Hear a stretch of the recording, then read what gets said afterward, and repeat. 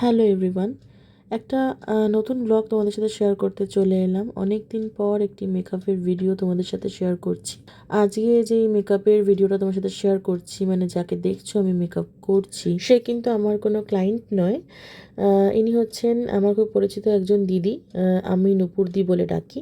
নূপুরদিকে আমি অনেক দিন ধরে বলেছিলাম যে নূপুরদি, তোমার ফেসের উপর আমি একটু প্র্যাকটিস করতে চাই। প্ল্যানটা অনেক দিন ধরে কিন্তু চলছিল, কিন্তু দুজনেরই কিছু সমস্যার কারণে আমাদের কিন্তু শ্যুটটা পিছিয়ে যাচ্ছিল। তো হঠাৎই একদিনকে ডেট ঠিক করে আমরা দুজনের সুবিধা মতো শ্যুটের দিনটা ঠিক করি এবং আমাদের শ্যুটটা হয়ে যায়। তো দেখতেই পাচ্ছ আমি স্টেপ বাই স্টেপ যেভাবে মেকআপ করি সেভাবেই মেকআপ করছি। বহুদিন পর তোমাদের সাথে একটা মেকআপের ভিডিও আমি শেয়ার করছি, আর তাও আবার ভয়েস ওভার দিয়ে। শ্যুটের দিন কিন্তু আমি ছাড়াও আমার বোন ওরা সাথে ছিল, দুই বোনই আমার সাথে ছিল। নূপুরদি বোনেদের সাথে কথা বলছিল এবং গল্প করছিল এবং আমিও গল্প করছিলাম, আর একই সঙ্গে আমি আমার কাজটাও করে যাচ্ছিলাম।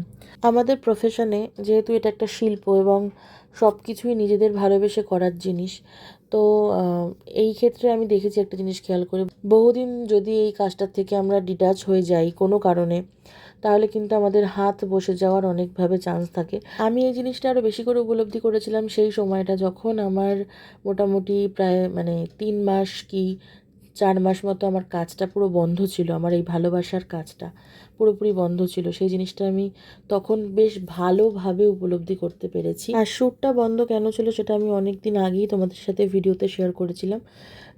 অন্য একটা ভিডিওতে বলেছিলাম যে আমার শারীরিক অসুস্থতার কারণে আমার 3-4 মাস এই ভালোবাসার কাজটা বন্ধ রাখতে হয়েছিল, এবং সেটা খুবই যন্ত্রণাদায়ক একটা ঘটনা ছিল আমার ক্ষেত্রে।